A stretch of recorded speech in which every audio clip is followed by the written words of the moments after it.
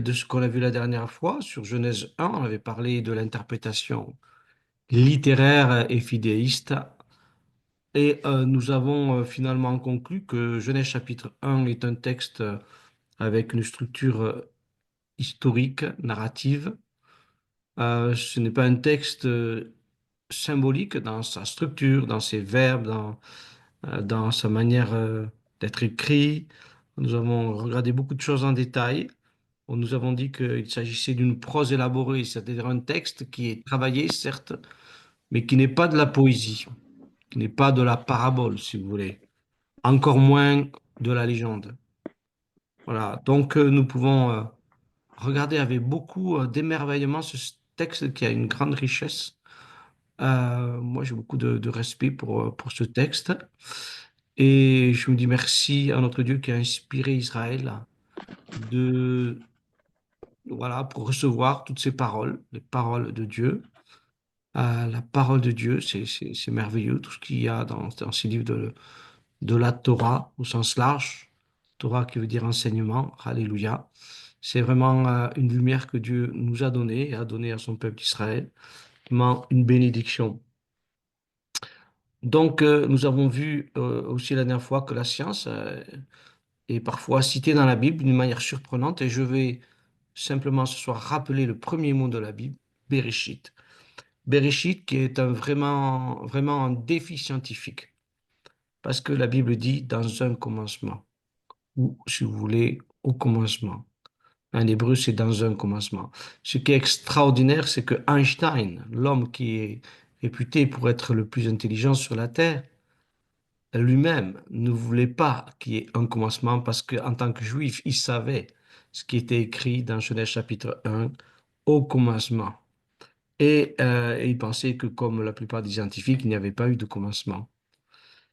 Et quant à toutes ses recherches, il a commencé à découvrir qu'il y avait eu un commencement, ça a commencé à le déranger sérieusement. Et pendant à peu près 3 ans, il a lutté pour essayer de modifier son équation et essayer de montrer que non, c'est pas possible, la Terre n'avait pas un commencement.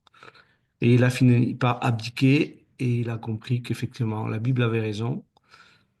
Et à partir de ce moment-là, il a dit qu'effectivement, il y avait un créateur intelligent. Il ne savait pas trop qui il était, mais il y avait un créateur, il y a un créateur intelligent qui commande ce monde. Que Dieu soit loué.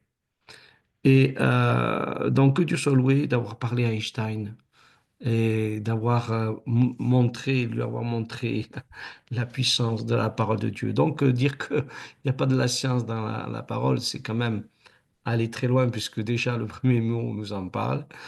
Donc, ce n'est pas un livre à but scientifique, bien sûr, mais quand elle en parle, on doit tendre l'oreille. Alors, la science, elle a commencé à étudier les roches, beaucoup, au 19e siècle. On a étudié les roches sédimentaires.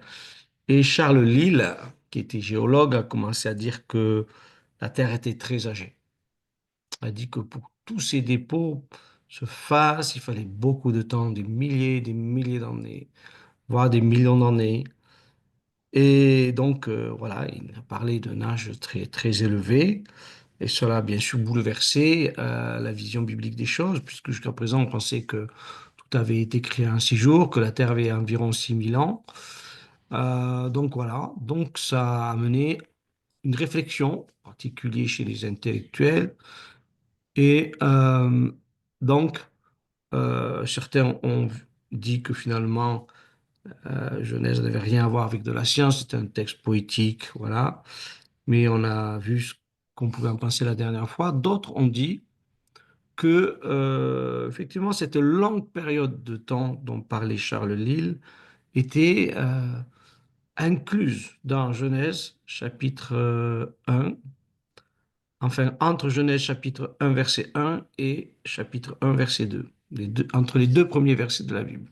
Donc c'est ce qu'ils ont appelé le restitutionnisme. Je vais expliquer ce mot-là, c'est-à-dire qu'il y aurait eu 2 temps dans la création. Donc je vais essayer de vous expliquer ceci ce soir. Beaucoup d'églises pensent cette interprétation, l'enseignent. Euh, c'est encore une interprétation très suivie, entre autres à cause de Scofield, qui a donc commenté la Bible second, qui a fait quelques retouches aussi, si j'ai bien compris.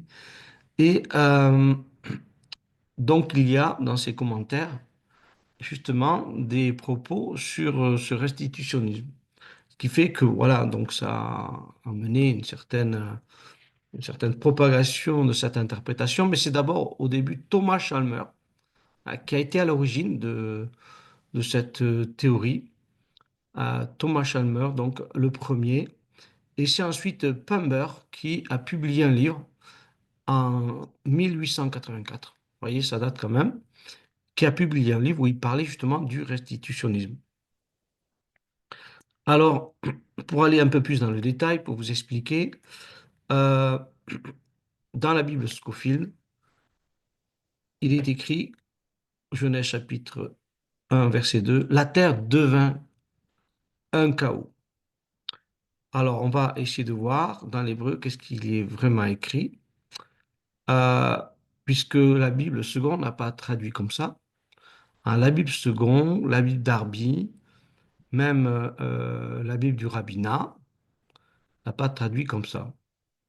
Hein, toutes ces Bibles-là, on dit la terre était informe et vide.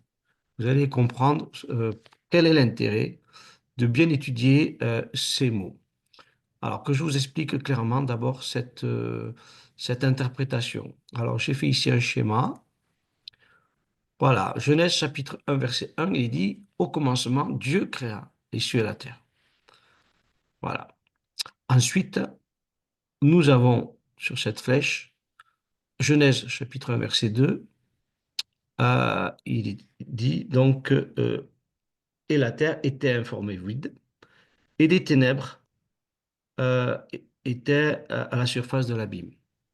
Donc, les restitutionnistes ont imaginé que finalement, s'il y avait le chaos et les ténèbres, c'était parce que Satan avait été précipité sur la terre. Il y avait eu comme un jugement de la terre, et Satan a été précipité sur la terre, et ça a entraîné un chaos total, général, qui a détruit toute cette première création. La terre en est complètement bouleversée, hein, pour devenir le résultat de toute cette catastrophe. Euh, et donc, voilà le, le point clé de cette théorie, donc, c'est que finalement, il y aurait, juste avant cette catastrophe, toute une longue période de temps, et puis avant cette période de temps, une première création des plantes et des animaux. Première création qui n'est bien sûr pas citée dans la Bible, puisqu'il est simplement dit, au commencement, Dieu créa les cieux et la terre. Cette première création aurait donc été détruite par cette grande catastrophe provoquée par la chute de Satan et de son armée. Et ensuite, il va y avoir une deuxième création, celle qui nous est contée par la Bible, les, je dirais, 6 jours de création classique, ou 5 jours de création classique, si on enlève le premier jour, mais en fait, on peut laisser déjà quand même la deuxième partie du premier jour, quand il est parlé de la lumière, que Dieu créa la lumière, hein, la lumière fut. Donc voilà, je brosse un petit peu le tableau. Cette théorie dit donc qu'il s'est passé beaucoup de choses dans ces 2 premiers versets de la Genèse. Et c'est pour s'arranger finalement avec la science, puisqu'on va introduire entre ces 2 versets une très très longue période, des milliers ou des millions d'années qui se sont écoulées. Donc, est-ce que cette théorie est défendable?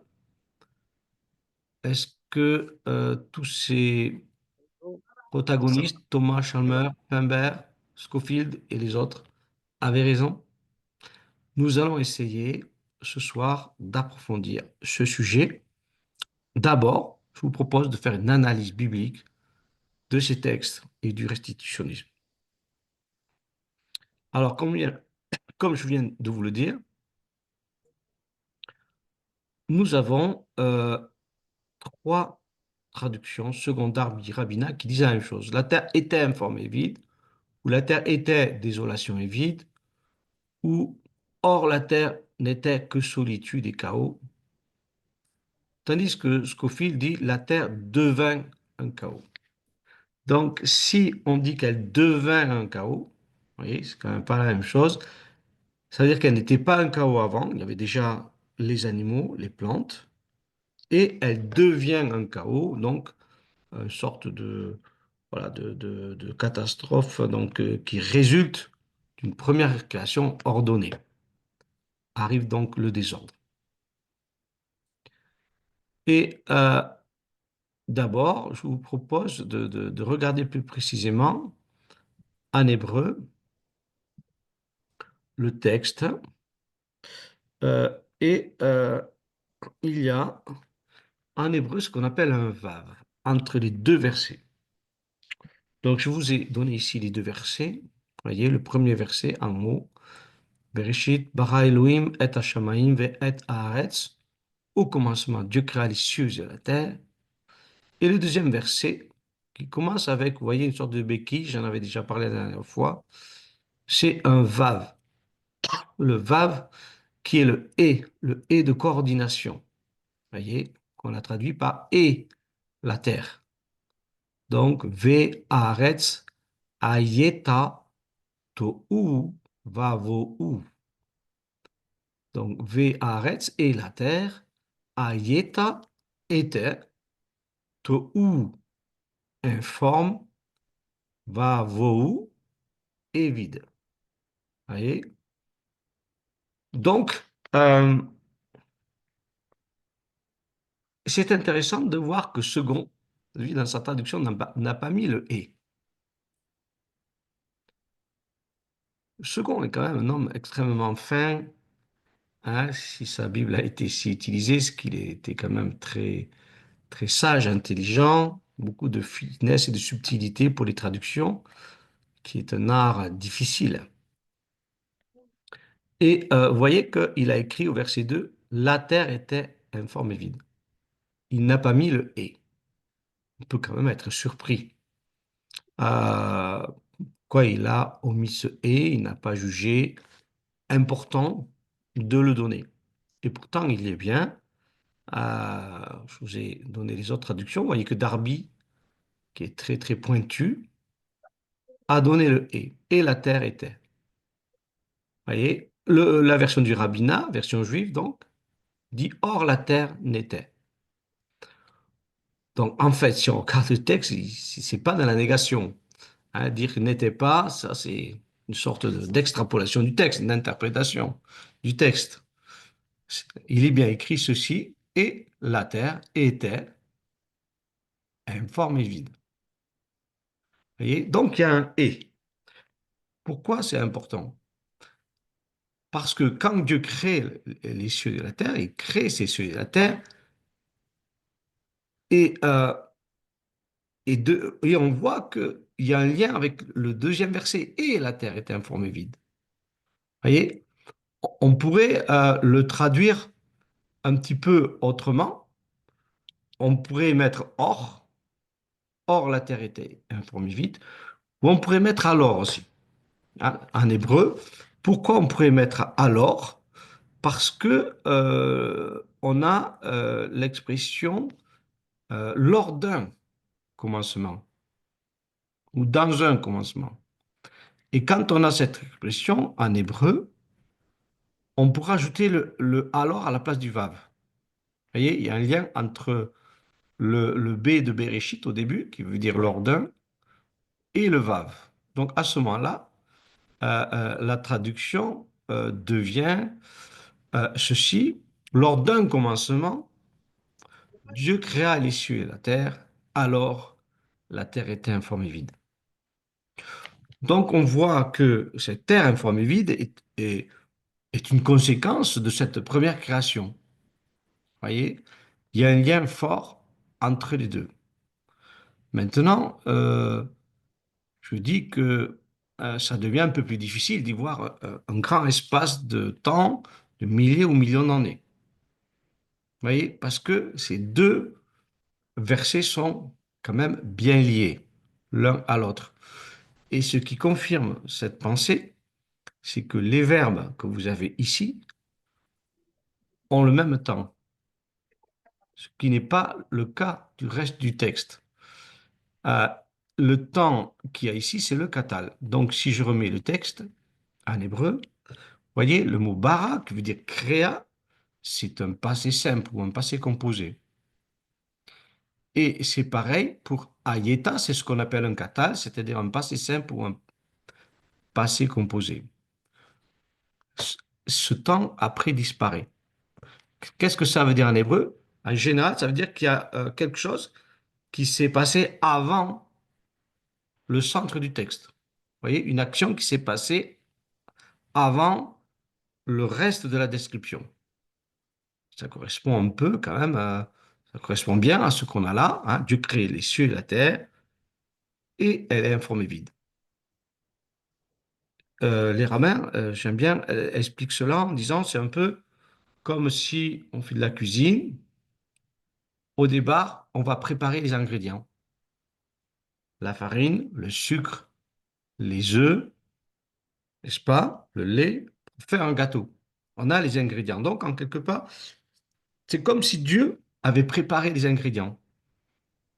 Et ensuite, il va, jour après jour, organiser ces ingrédients pour arriver au gâteau final. Et donc, je crois que c'est dans cet état d'esprit qu'il faut voir les choses. Alors, en tout cas, voilà, on a deux versets qui sont liés par ce vav, ce et leur temps quand même qui est tout à fait particulier. Et ensuite, au verset 3, il est dit que l'Esprit de Dieu, même verset 4, pardon, l'Esprit de Dieu planait au-dessus des eaux. Et là, vous voyez, c'est un imparfait. Le temps, le temps commence à changer. On passe à l'imparfait. Il planait. En fait, le mot ici, merarephet, en hébreu, représente le fait de planer, mais en tournant. Vous voyez? Comme un aigle qui tourne dans le ciel, vous voyez? On peut le traduire par tournoyer. Donc, c'est quand même une magnifique image. Donc, on a ici comme une description de quelque chose qu'on observe. Vous voyez, il planait. Ça représente une action qui dure. Il est là. C'est comme un enfantement de la terre. L'Esprit de Dieu est là, plane autour de la terre, en train d'expecter les choses, cette terre informée vide, pour se mettre à l'œuvre et l'organiser. Donc là, vous voyez, on est passé à l'imparfait. Mais après, on va passer encore un autre temps qu'on appelle le Vayikton. Et là, on va passer à des étapes successives et chronologiques. Vous voyez? Donc c'est intéressant de pouvoir ressentir un petit peu ce texte en comprenant le temps des verbes. Alors, donc voilà ce que je voulais dire sur le Vav. Donc le Vav qui est bien présent n'est pas en faveur quand même de cette théorie. Vous voyez que Scofield d'ailleurs ne l'avait pas mis dans sa traduction, le Vav. Vous voyez, il avait mis la terre devint un chaos. Alors ça change quand même les choses. Euh, alors, ensuite, nous avons le verbe. Nous venons voir que Scofield a dit que la terre devint un chaos. Est-ce qu'il est écrit devint?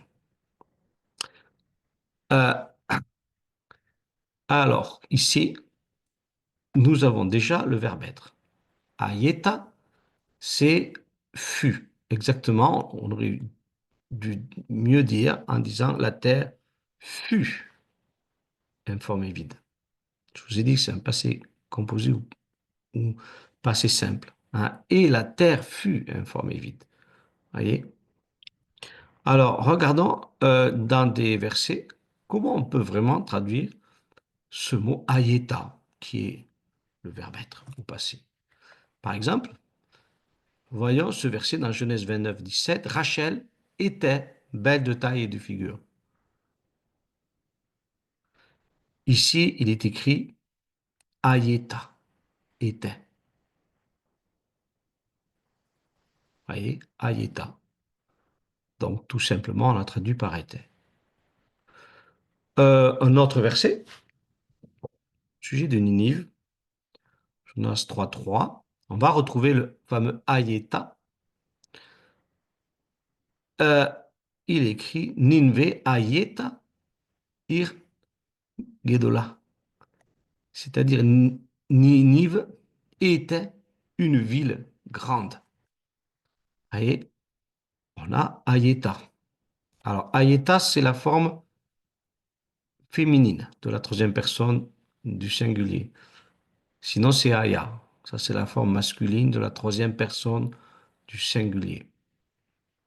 Donc, vous voyez, on a exactement la même chose que dans Genèse chapitre 1, verset 2. Alors, je continue mon propos.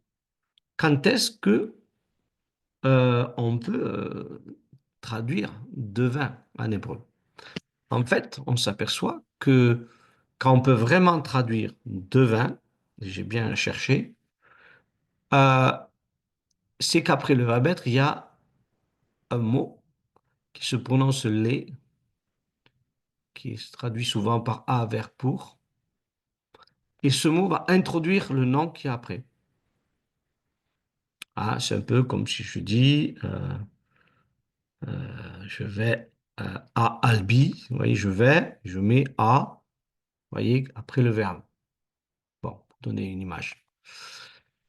Et en hébreu, si le verbe être est suivi de ce petit mot les, bien toujours traduit par devint, quasiment toujours. Par exemple, Genèse chapitre 2, verset 7. Et l'homme devint une âme vivante ou un être vivant. Vous connaissez ce verset, sûrement. Hein? Voyez, il écrit vaillei. Alors ici, c'est le verbe être, mais au vaïktol, on a parlé un petit peu tout à l'heure. Vaillei à Adam, c'est-à-dire l'homme, les nefesh, une âme, chaya, vivante, ou un être vivant. Et vous voyez, donc on a vaillei, le verbe être, et on a les.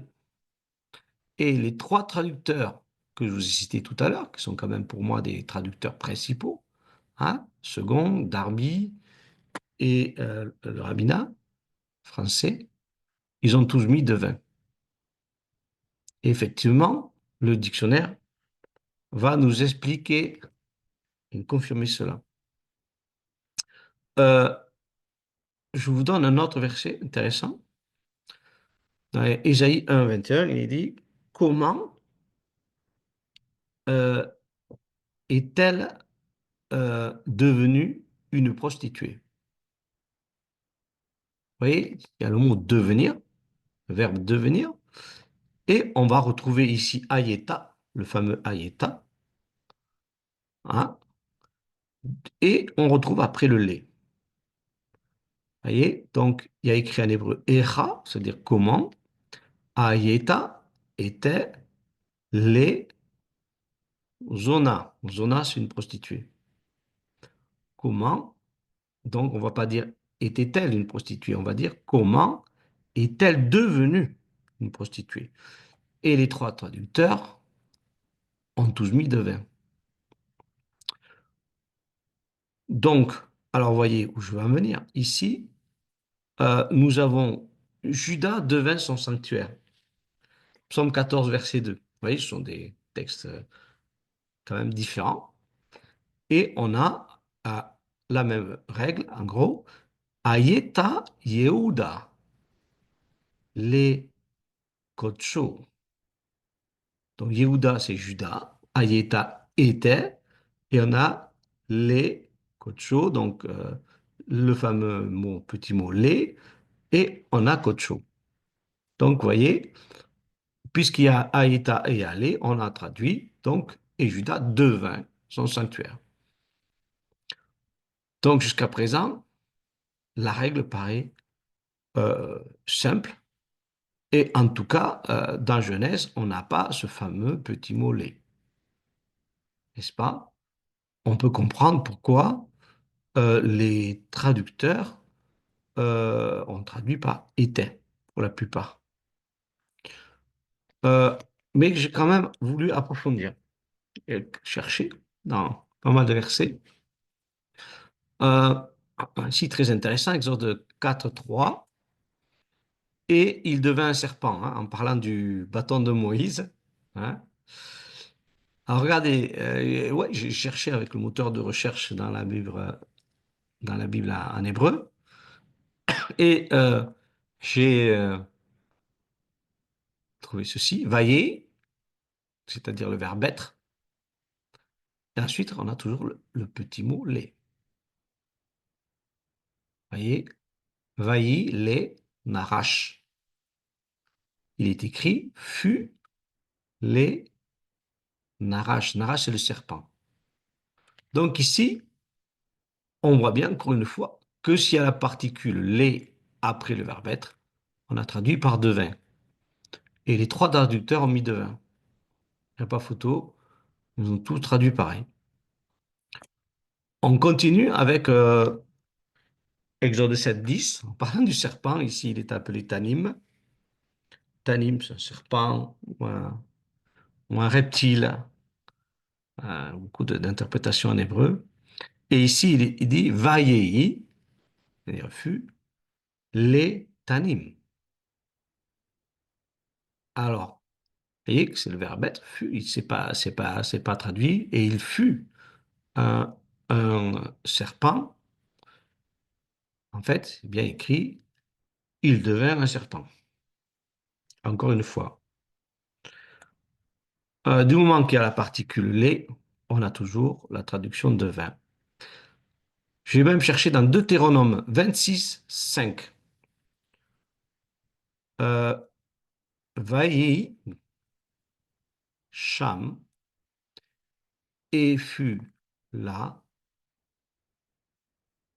les goy, c'est-à-dire la particule les, et goy, goy, une nation, gadol, grande. Alors ça se traduit, et il devint là une grande nation. Voyez? Donc on a encore vaïi, ce verbe être au passé, avec la particule les. C'est toujours traduit devint. Alors maintenant, ça va changer un petit peu. Ici, nous avons le verset, il devint dans ma bouche comme du miel. Et ça, c'est dans les cantiques des cantiques. Normalement, je n'ai pas mis la référence. Tiens. Alors, vatei, c'est le verbe être à la deuxième personne, passé. Vatei, béfi, c'est-à-dire dans ma bouche. Kidvash, comme du miel. Dvash, c'est le miel en hébreu. Ça peut être du miel d'abeille ou du miel de date. Vous voyez, le liquide sucré qui coulait des dattes. C'est pour ça qu'en Israël, c'est un pays où coule le lait et le miel. C'était pas que le miel des abeilles, c'était le liquide sucré des dattes. Alors, ici, euh, on a plusieurs traductions. Certaines, il n'y a pas le lait. Vous voyez, Darby et Second, ils ont traduit il fut. Il fut dans ma bouche comme du miel. Et on a le Ravina, ils ont traduit il devint dans ma bouche comme du miel. Donc, vous voyez, le lait n'étant pas là, la traduction a changé. C'est quand même intéressant. Euh, Maintenant, on peut avoir quand même le mot devin sans avoir la particule lait. Alors, je suis honnête jusqu'au bout. Hein. J'aurais pu m'arrêter là et dire, voilà, hein, j'ai raison, point barre. Mais nous devons toujours être des chercheurs de vérité. Alors, euh, ici, il est dit, et Abel devint berger de menu bétail. Genèse 4, verset 2. Vaillei Evel, c'est-à-dire fut Abel. Roetson, berger de mule de bétail. Et là, on n'a pas le lait. J'ai oublié de chercher dans quelle traduction. Peut-être dépend des traductions aussi. Mais en tout cas, certains ont mis devin. Mais je ne lis pas là, c'est dommage. Euh, Est-ce que vous pouvez chercher dans la seconde? Jean-Luc, est-ce que tu peux regarder dans la seconde, s'il te plaît? Donc, Genèse 4, verset 2. Tu l'as? Ou je vais la chercher. Jean-Luc, tu l'as? Ah, je vais chercher ma version seconde. Oh, je l'ai, hein? Ouais, tu l'as? Ouais. Ok. Et second, alors ça te dit, elle enfanta encore son frère Abel. Abel fut berger Voilà. et Là, vous Caïn voyez, fut laboureur. voilà, c'est ça. Donc, vous voyez que quand il n'y a pas le lait, finalement, les traducteurs, ils ne savent pas trop comment le traduire. Certains vont dire devin, certains vont dire Mm. fut. Mais Bon. ça reste quand même le verbe être au futur. Au vaïctol, au Au passé. Vaïktol. Au passé. Quoi? J'ai pas compris. Au Vaïktol, au futur. Au passé. C'est le futur Oh, inversé.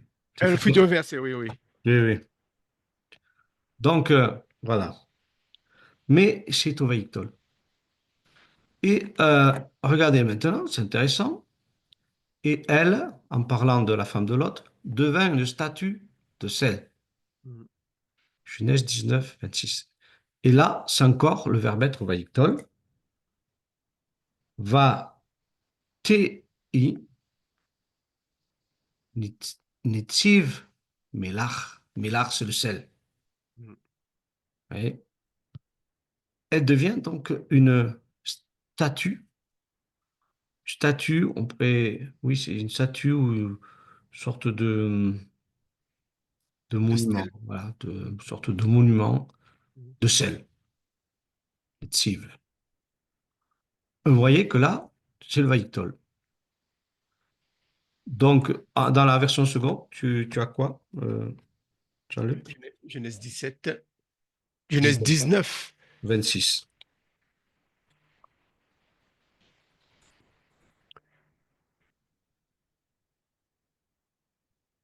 Alors, Le verset 26 te dit, la femme de Lot regarda en ouais, arrière et elle devint voilà, statue de sel. Ouais, le BI et BYM dit aussi devint. ouais. Alors, il faut comprendre, Un pilier de sel. ouais, il faut comprendre que quand le verbe être est au vaïtol en début de phrase, dit en début de phrase, souvent, il peut être traduit par il arriva que, il se produit que, hein, n'est-ce pas, Jean-Luc, hein, on l'a déjà vu ça dans les cours d'hébreu. Euh, donc, c'est un événement qui se produit. Donc, en tout cas, bon, ici, dans ce cas-là, on peut mettre devint, même si ce n'est pas toujours le cas selon les traducteurs. Alors, par exemple, il devint tireur à l'arc, en parlant d'Ésaü. Genèse 21, 20. Vaï, rouvé, cachat. Vous voyez, il écrit vaï. Donc, le verbe être au vaïktol est traduit là par devint. Second traduit par fut. Bah, il traduit Fut. par fut. Vous voyez, il y a une Non, non, confusion. oui, oui, devint, devint. Second aussi, c'est devint. Les OK, deux. Second OK, et. voilà. Mais c'est le verbe être au vaïktol. Ici, je continue. J'ai mis pas mal de références. Euh, Ésaü devint un habile chasseur. Vous voyez, c'est toujours le fameux mot vaillei au début. Vaillei et save, c'est-à-dire Ésaü devint. Euh, Darby, lui, dit était.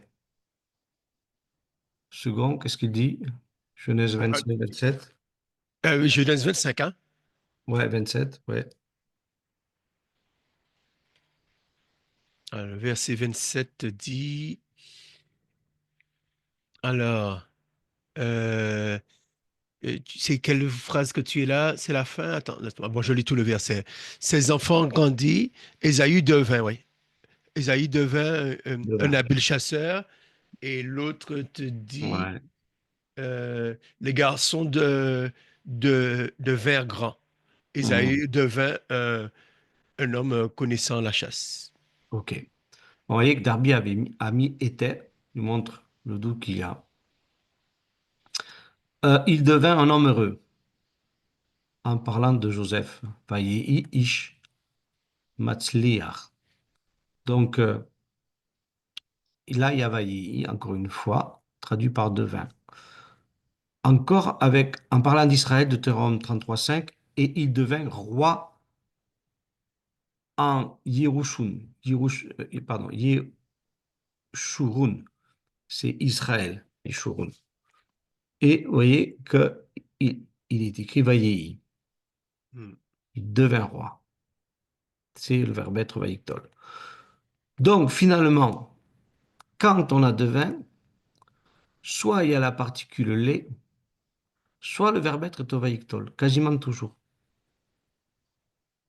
Donc on n'est pas dans le contexte de Genèse, si on veut être strict. Maintenant, j'ai quand même trouvé un seul verset, j'en ai trouvé un, c'est rare. Quand même, j'en ai vu pas mal, je les ai pas tous mis. Un seul verset où le verbe être est au catal et traduit par devint. Ézéchiel 19:3, et il est écrit Képhir Aya.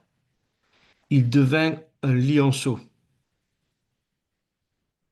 Vous voyez, c'est un des rares versets où on a la même structure en hébreu que Genèse 1:2.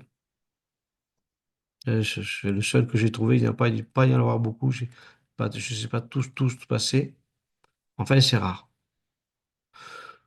Donc, vous voyez que la théorie donc, de Scofield et des autres qui ont été à la base de cette interprétation est quand même, euh, pour ce qui est du verbe devin, qui était pour eux très important, c'est quand même maigre théologiquement.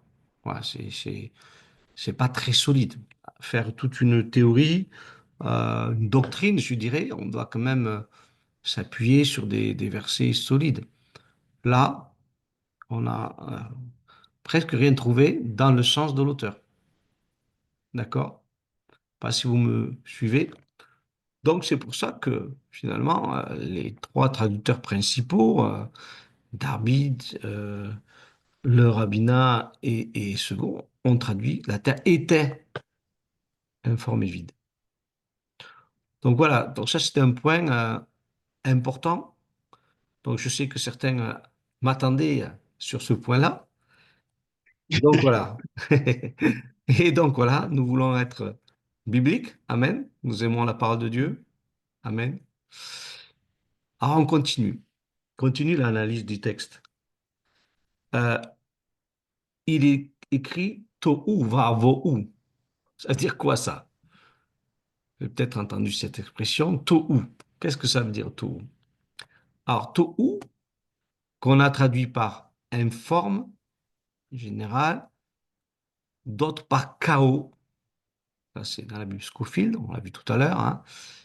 Mais vraiment, qu'est-ce que c'est en hébreu? En hébreu, ça va être sans forme, donc informe. Ça peut être un lieu désert, par exemple quand le peuple était au désert. Ça peut être quelque chose qui est affreux. Ça peut être quelque chose qui est de la vanité, ou ça peut être le néant. Vous voyez, c'est pas très encourageant comme mot, hein. Donc, on peut le retrouver par exemple Deutéronome 32:10, hein, où il est parlé qu'ils étaient dans le désert et dans le Tohu. Et c'est comparé au désert, vous voyez, un lieu désertique. Donc, Psaume 42:8, oui, il est dit, les statuts sont vanité. C'est le mot tohu qui est utilisé. Alors, ça veut dire quoi? Ça veut dire qu'elles sont rien du tout. Vanité, rien, elles sont rien. Voyez? Ésaïe 49, verset 9. Ceux qui adorent les idoles ne sont que néant. C'est-à-dire, ils sont rien. Donc, vous voyez, on peut traduire plutôt ce mot par une absence de. Vous voyez, c'est le vide, c'est le désert, le néant, la vanité. Voilà, c'est vraiment l'absence de. Hein, il n'y a rien. Donc, quand Scofield dit que c'est le chaos, bah, quand même, il a tort. Il a tort parce que un chaos, c'est un désordre qui est issu de l'ordre. Vous voyez? Le chaos serait le résultat de la destruction de toute une création. D'ailleurs, on trouve des fossiles de dinosaures, des fossiles de plantes, des fossiles de coquillages, on en trouve quand même pas mal. Et donc, à l'époque où on a élaboré cette théorie, ils avaient découvert beaucoup de ces fossiles. Et ils ont dit, si on a tous ces fossiles, c'est parce que voilà, il y a eu des catastrophes qui les ont détruits. Hein. Et c'est ça aussi qu'il voulait dire. Donc, on a un chaos, mais en fait, pas tout à fait le sens de Tohu. Tohu, c'est plutôt le vide. Donc, si c'est le vide, ça veut dire que ça change la pensée des choses. Parce que euh, moi, je vois plutôt les choses au sens inverse. Je verrais plutôt la création comme un potier. Vous voyez, il y a la masse d'argile au départ. Le potier pose sa masse d'argile sur sa table tournante. Elle est informe et vide. Vous voyez, c'est pas le chaos, c'est simplement quelque chose d'embryonnaire, une ébauche. Et là, il commence à la façonner, il fait tourner à son tour et il façonne le vase. Et le vase va être bien formé et il peut le remplir. Vous voyez? Donc, je pense, moi, c'est mon avis, hein, ça me paraît évident dans le texte, on verra d'autres versets encore, qu'on est là plutôt dans le début tout simplement d'une création, non pas dans le résultat d'une destruction. Euh, le, le verbe vohu, d'ailleurs, pardon, le mot vohu qui est juste après, hein, tohu va vohu, va, ça veut dire et ici c'est vohu, donc ça veut dire vide aussi. Il n'y a qu'une traduction en hébreu, vide. Et quelque chose qui est néant, désertique et vide. La terre étant donc vraiment vide de toute créature. Donc si elle est issue d'un chaos, elle n'est pas vide, c'est pas possible. Et on va trouver des os de dinosaures. Si c'est le chaos, on va trouver des os, même humains, puisqu'ils ont dit qu'il y avait des hommes primitifs. Ils ont trouvé toutes sortes de choses. Des troncs d'arbres, peut-être, des tas de coquillages qu'on trouve dans les roches, etc. Vous voyez? C'est pas vide. Un chaos, ce n'est pas vide. Et donc, là, c'est quand même aussi un argument pour dire aux détenteurs de la théorie, ben non, ça, ça ne, ça ne sonne pas juste ce qu'ils disent. Alors, vous voyez, on fait de la théologie approfondie, mais c'est intéressant parce que cette théorie est quand même bien suivie. Alors, voici d'autres versets qui ont été utilisés euh, par les auteurs de cette interprétation. Ésaïe 34, versets 10 à 11. De génération en génération, il restera détruit à tout jamais, nul n'y passera. Le pélican et le hérisson l'habiteront, le héron et le corbeau y demeureront. On y placera le fil à plomb de Tohu et les pierres de Bohu. Bon, pas du tout évident comme verset. Et donc, les auteurs du restitutionnisme ont dit, bon, voilà, on a une destruction, et que quand dans les textes citent Tohu et Vohu, c'est qu'il y a eu une destruction.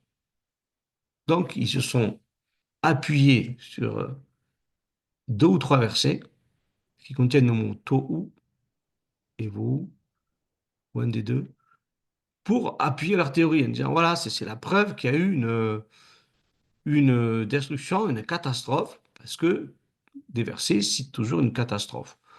Moi, je ne suis pas convaincu. Relisons Jérémie 4, 22, 23.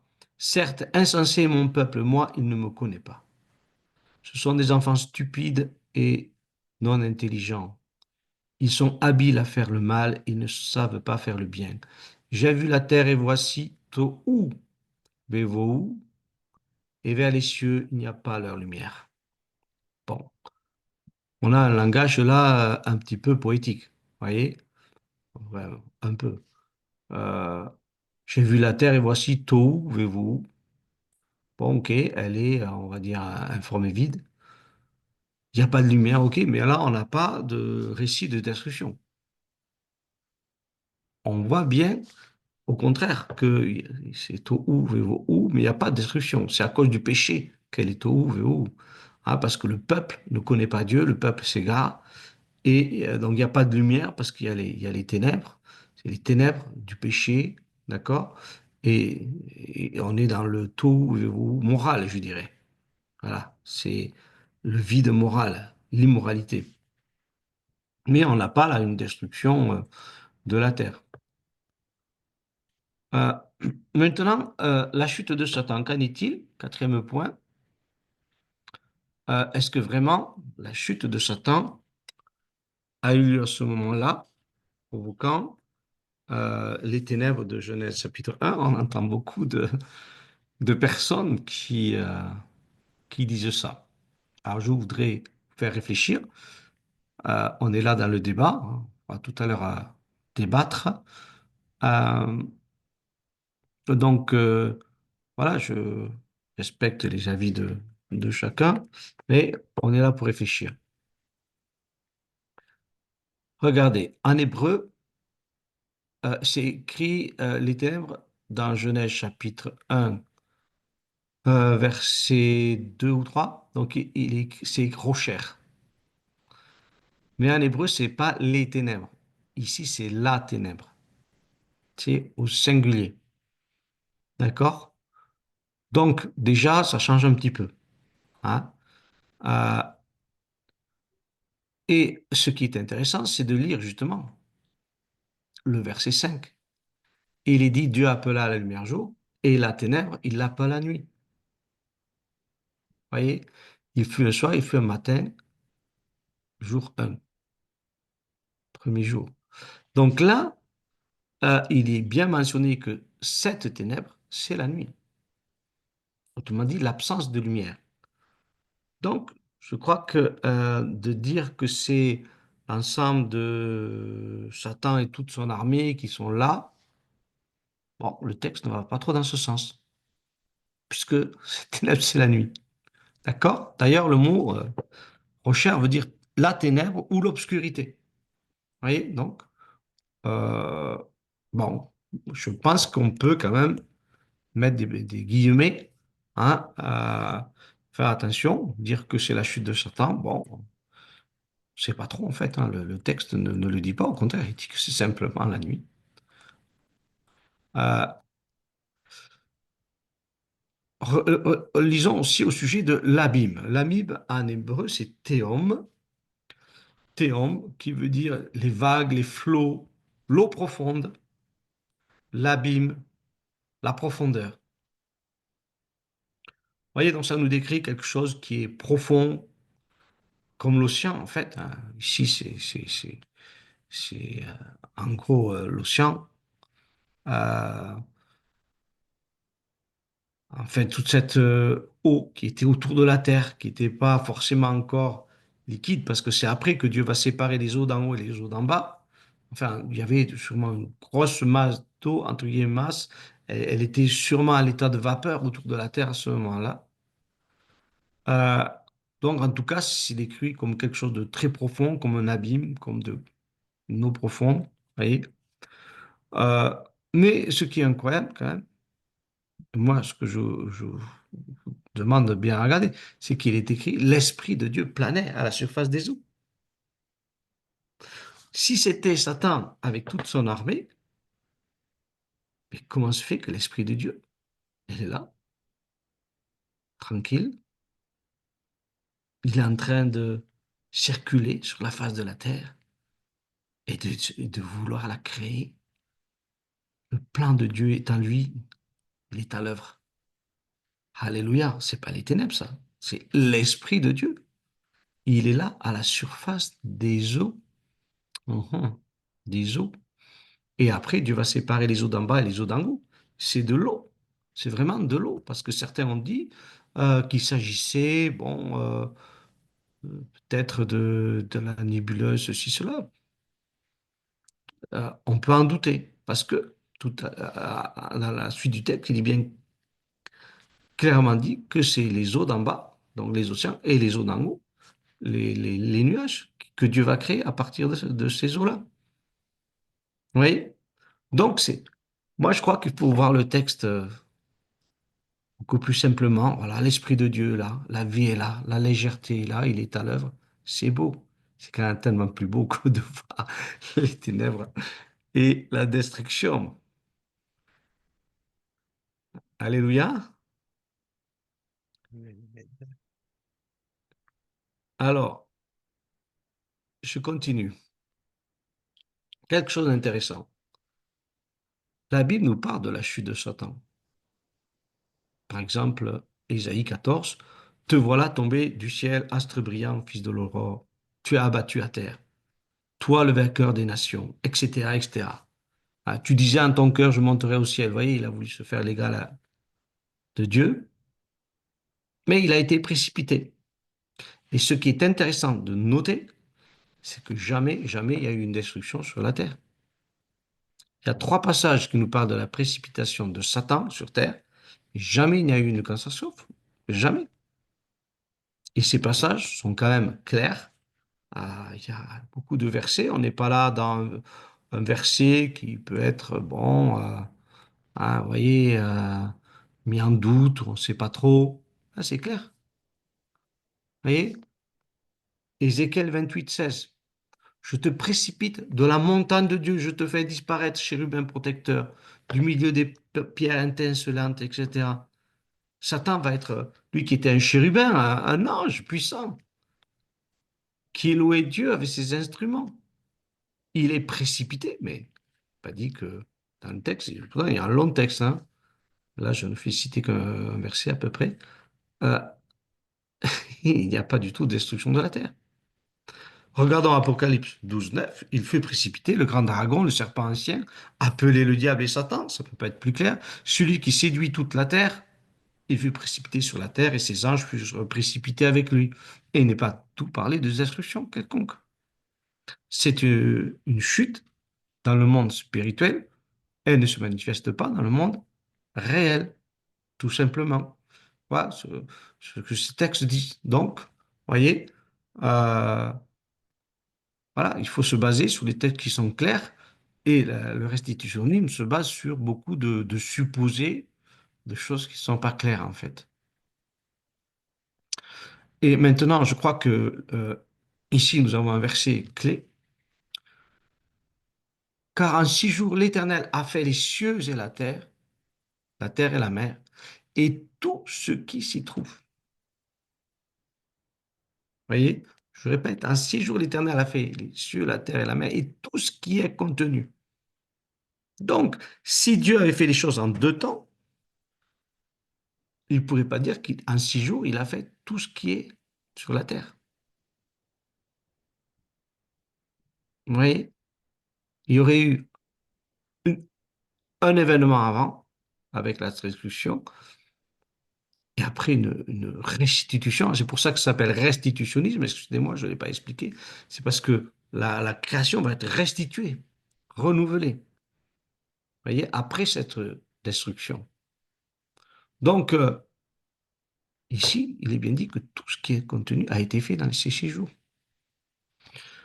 Euh, un autre argument qui, à mon avis, est le majeur, est celui-ci. Si la Terre avait été détruite, pourquoi fallait-il que la lumière, les étoiles et le soleil soient recréés et restitués? Regardez bien,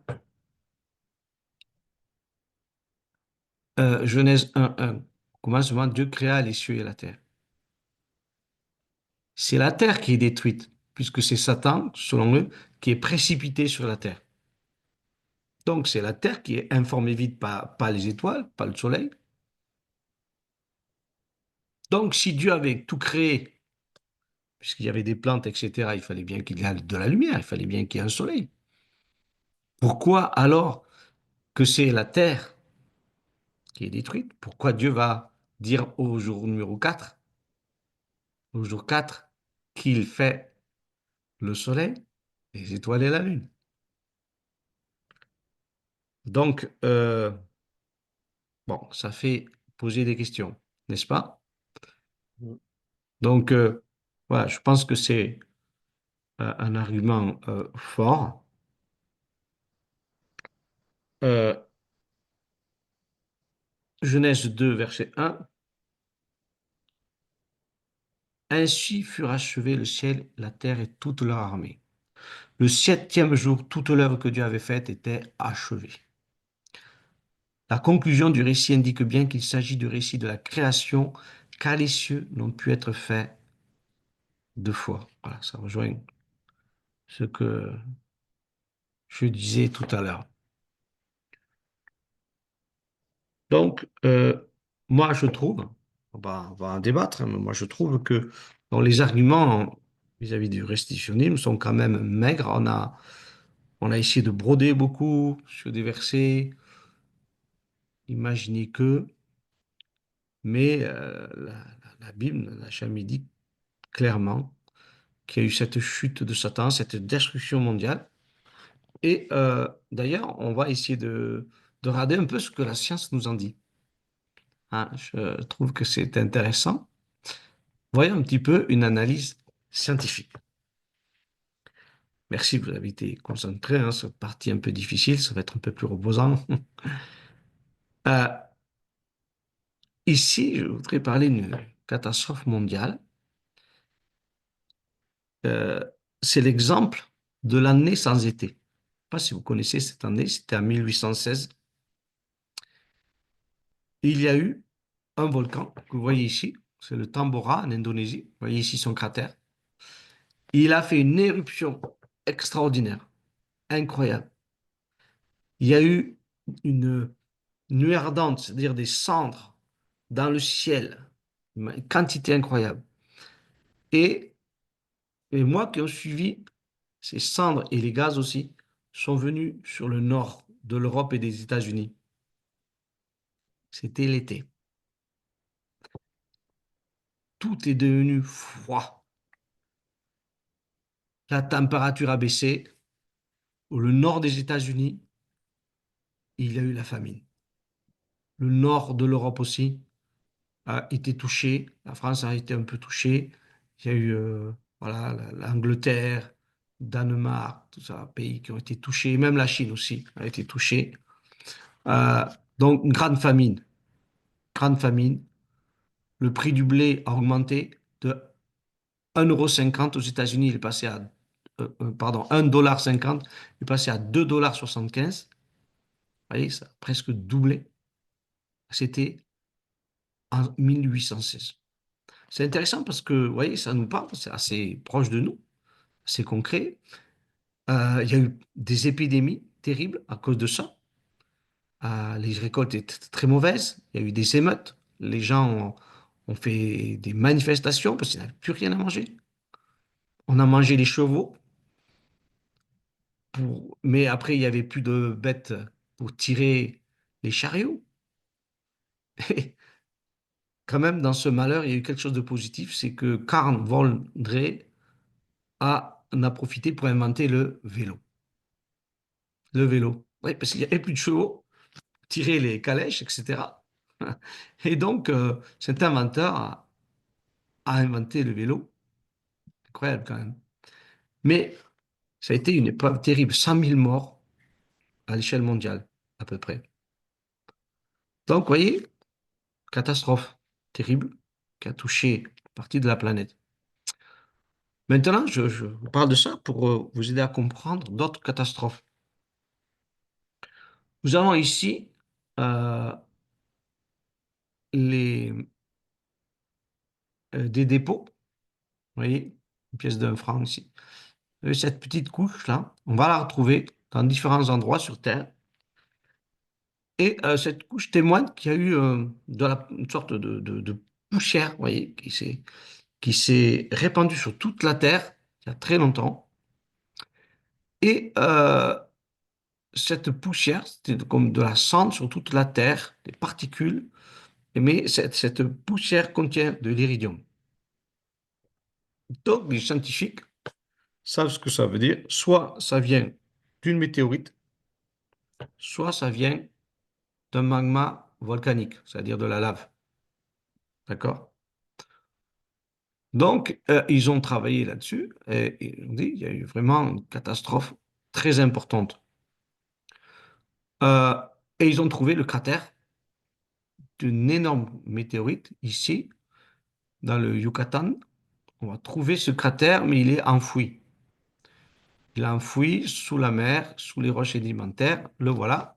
Ils ont fait une reconstitution, hein, parce qu'il a été enfoui. Donc, on a ici un énorme cratère qui fait à peu près 200 kilomètres de diamètre.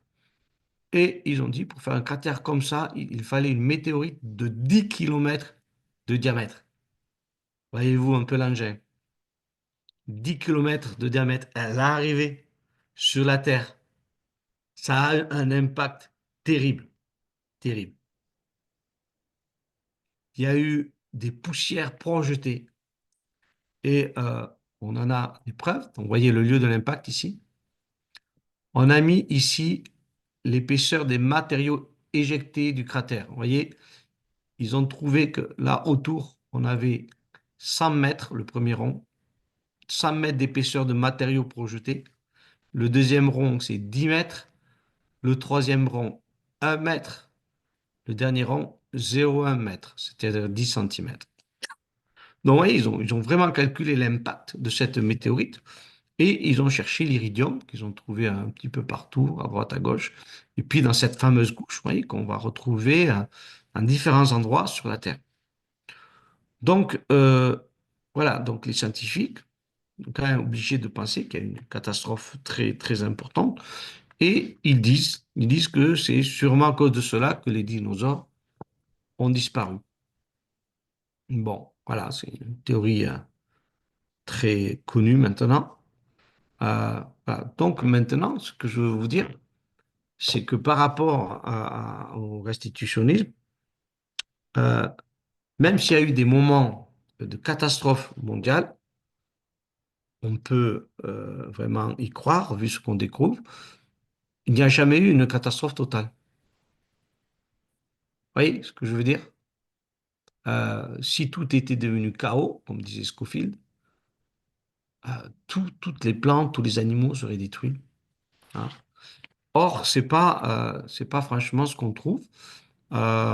Ici, si on a par exemple une étude tous les fossiles des dinosaures, et on en trouve encore, hein, on en trouve au sud de la France, on trouve même des œufs, hein, de dinosaures, des coquilles brisées, mais on trouve, hein, des œufs, des énormes fémurs, hein. Avec mes élèves dernièrement, on est allé au musée à Toulouse. Il y a un fémur de dinosaure, il fait il fait la taille d'une personne à peu près, 1,80 m de haut. Rien que le fémur, l'os de la cuisse. Imaginez la taille de la bête. Énorme. Énorme. C'est fou. Ouais, ouais. Donc les dinosaures ont réellement existé, bien sûr. On trouve de toutes sortes, c'est énorme. Mais, vous voyez, dans les roches qui ont suivi, les roches sédimentaires on ne les trouve plus. On ne trouve plus. Bon, on y reviendra, hein. Il peut y avoir des controverses aussi là-dessus. Parce qu'on a trouvé des tissus mous de dinosaures qui ne sont pas apparemment si vieux que ça. Ou est-ce qu'il y en est resté quelques-uns? En tout cas, après, dans les périodes qui ont suivi, on trouve beaucoup, beaucoup de mammifères. Ils sont devenus très, très importants. Vous voyez, il y en avait quelques-uns qui existaient au moment des dinosaures. Vous voyez, bon, là, c'est des millions d'années, hein, voilà, vous voyez, c'est des longues, longues périodes, hein. Et donc, à moins de 65 millions d'années, cette météorite très importante aurait détruit beaucoup d'animaux, mais pas tous. Euh, bon, voilà, ici, vous avez un schéma très, très classique où on vous montre les catastrophes mondiales Pourquoi j'en parle? Parce que souvent, on pense que seulement les créationnistes croient aux catastrophes. Ils croient au déluge, hein, les créationnistes terre jeunes croient que le déluge a été une catastrophe terrible, mondiale. Et on pense que souvent, il n'y a qu'eux qui croient aux catastrophes mondiales. Non, non. Les scientifiques classiques croient qu'il y a eu des catastrophes mondiales.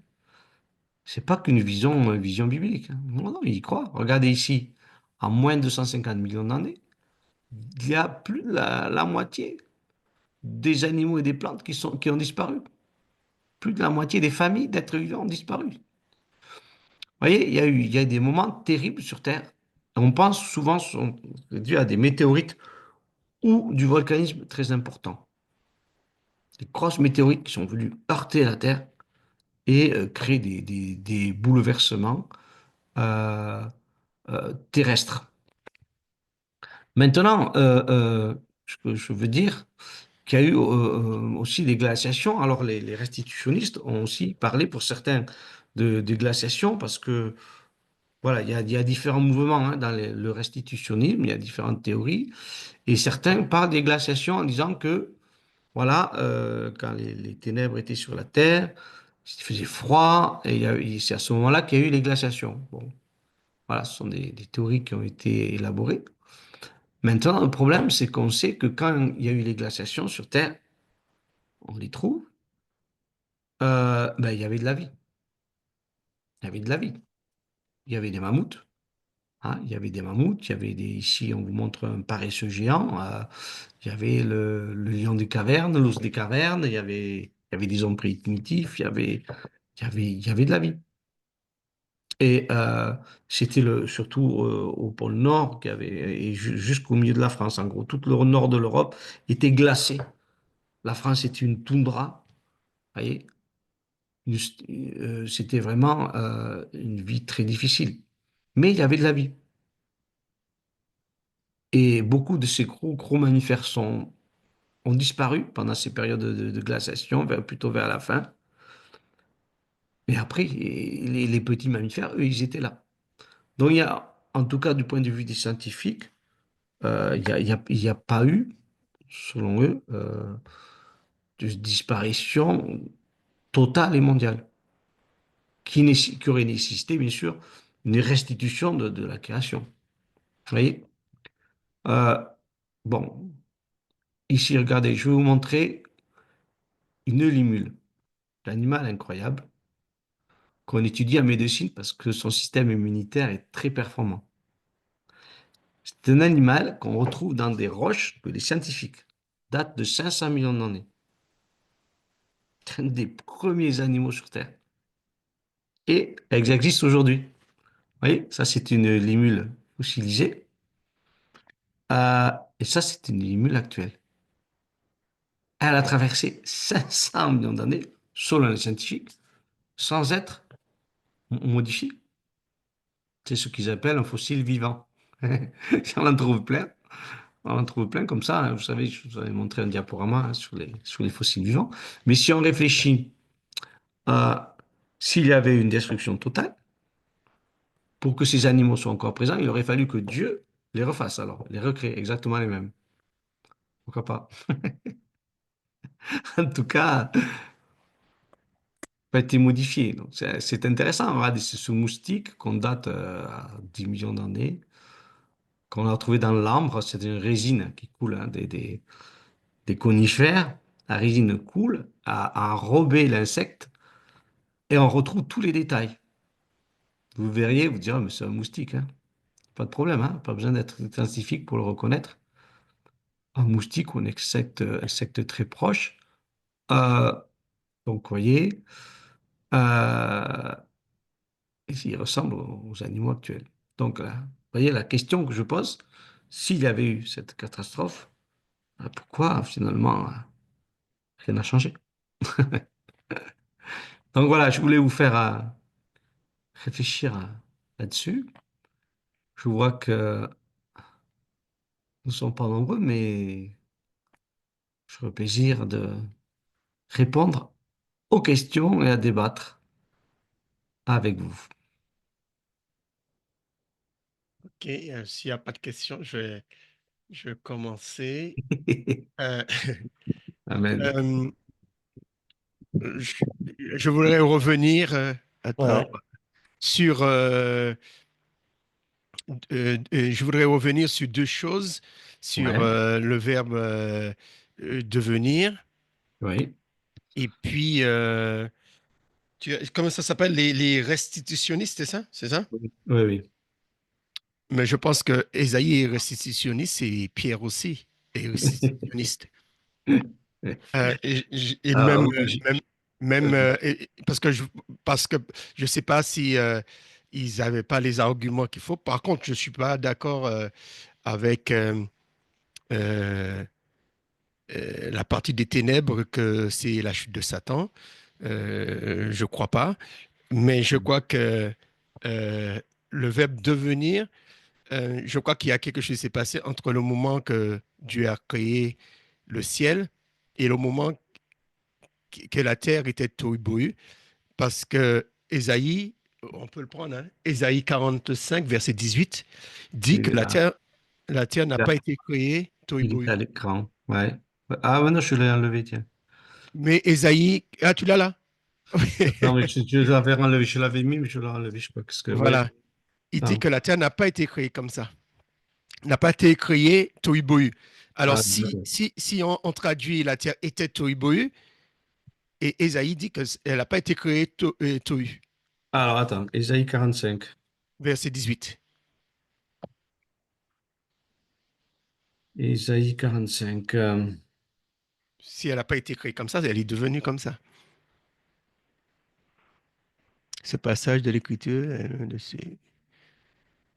Verset 18. Ésaïe ouais. 45, 18. Ainsi parle l'Éternel, créateur des cieux, ce Dieu qui a donné, qui a formé, façonné la terre, qui l'a affermi, qui l'a créée non pour demeurer déserte, mais pour être habitée. En Mhm. fait, ici, le mot tohu, c'est désert. En Mhm. hébreu, toi qui comprends l'hébreu, je vais te le lire. C'est attends, lo tohu, dire pas tohu, L'auto, ouais. lo tohu, bera'a. Bera'a, c'est l'a Euh, créé. mhm. Hein, c'est Il n'a pas créé. Mhm. Bara'a qui l'a créé.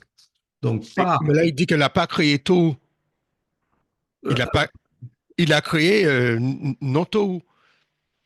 alors, il a créé non tohu, mais tohu, là, tu vois, ils l'ont traduit par vide. Mhm. Alors, Mais en même temps, ce qui parce est, qu'il faut regarder. excuse-moi, ils l'ont traduit par vide ici, tu vois, et tandis que dans Genèse, ils l'ont traduit par informe. Ouais, voilà, après, c'est une traduction, il faudrait regarder. D'ailleurs, il y en a qui ont traduit, je crois que c'est Darby, désolation. Ouais, il y Tu a vois. d'autres qui ont traduit chaos. Ouais, Et ça c'est Scofield, hein. Ça c'est Scofield, mais KO, c'est quand même pas. Parce qu'il ressort quand même des dictionnaires, tu vois. je ne sais pas si Euh, le rabbinat traduit par chaos, je ne me rappelle plus. non, non, non, non, non. Ils ont traduit Attends, je vais te le dire. Mais en tous les cas, il explique que la terre n'a pas été créée tôt. Ça veut Tu dire que, vois, le rabbinat, or, la terre n'était que solitude et chaos. Tu vois, oui, il parle de ouais, le rabbinat solitude. dit que chaos. Chaos, mais pour le deuxième mot. Ah, Oui. Mais le rabbinat dit aussi pour Genèse chaos, hein, il me semble. Hein. Pour Genèse. ouais, je pense Là, je qu'il suis dit dans chaos. Genèse, là. Là, je suis dans Genèse, là. Genèse 1. Ah oui, oui, oui, voilà, c'est dans Genèse 1. Alors, je ne sais pas pour Isaïe, est-ce qu'il parle de chaos. Mais, et puis, il y a d'autres qui mettent chaos avant. Mais en tous les cas, euh, euh, second, ils traduisent par désert, mais tu vois, dans Genèse, ils traduisent pas par désert. Tu Et là, parles de quel verset, là? De Ésaïe? oui, d'Ésaïe, second traduit par désert. Ouais, Il y a ouais. d'autres qui traduisent par vide, et, mais en tout le cas, c'est Tohu. C'est Tohu qui traduisent par désert ou vide. Et tandis que dans Genèse, ils traduisent euh, euh, Vohu par vide. Alors, il y a quelque chose qui ne va pas. Ou c'est vide. Là, moi, dans le dictionnaire, le gros dictionnaire, hein, ancien hébreu, il dit vide, point barre, hein, pour vous, tu vois. Alors, j'ai une autre version hein, Et, pour Ésaïe 18. Il dit ainsi et là aussi, parle, le dictionnaire aussi. ouais, Vide, désert, ouais. C'est un peu, ils sont proches, les deux mots, quand même. ouais, qui a créé les cieux. Il, lui qui est l'Élohim, qui a formé la terre, qui l'a faite et qui l'a affermi, qui ne l'a pas créée, Tohu, mais Alors, qui l'a formée alors, pour est-ce qu'elle que, soit habitée, qui l'a créée pour être habitée. alors, attends, c'est écrit lo tohu, Mhm, pas, pas vide, pas néant, mhm, Baraa, il l'a créé, l'achevette pour habiter, mhm, tu vois, pour qu'elle soit habitée. mhm. Mais c'est-à-dire que avant qu'il dit que, c'est-à-dire qu'il dit qu'il n'a pas créé Tohu. Ça veut dire que s'il n'a pas créé Tohu, ça veut dire qu'au départ, elle n'était pas Tohu. Parce Ouais, que, parce que oui. Tohu, c'est quoi? Ça veut dire que c'est au moment qu'elle est sous l'eau. Est-ce qu'au départ, il a créé sous l'eau? Ou est-ce elle est devenue sous l'eau? Alors, sous l'eau, entre guillemets, parce que c'était sûrement à ce moment-là, à mon avis, plutôt de la vapeur d'eau. Et après, il y a une partie qui a précipité pour donner l'eau liquide, les océans, et une partie qui est restée dans le ciel, les nuages, puisqu'il a séparé les eaux d'en haut et les eaux d'en bas. Oui, mais et c'est pas ce que dit, comment on dit, euh, Proverbe 8. Ah Proverbe oui. 8. euh, Proverbe 8, bon, là, on peut voir la traduction, mais Proverbe 8, le verset, attends, il me semble, c'est le verset 22, je pense. Attends, parce que ils ont traduit d'une manière, et qui m'a créé la première, je crois que c'est le verset 23, et on regarde bien que ils ont mis verset, je pense que c'est le verset 23.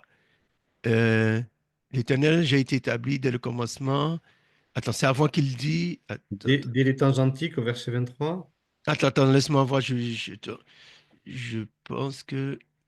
Attends, c'est pas ce verset que je sens. Il m'a créé la première.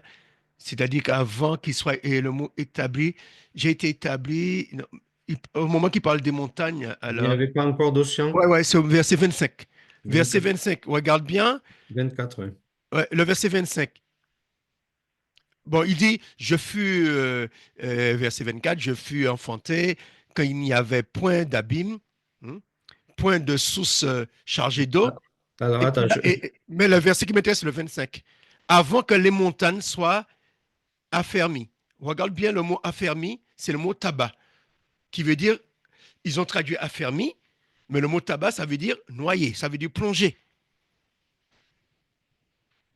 Ils ont tous traduit par affermi. Ils ont soit voilà. mais Mais là, le mot hébreu l'Arabie, c'est tabac. Le mot hébreu c'est tabac, qui veut dire submerger, noyer, avant que les montagnes soient noyées, oui, de Rabina, ils ont traduit plongeant. plongeant.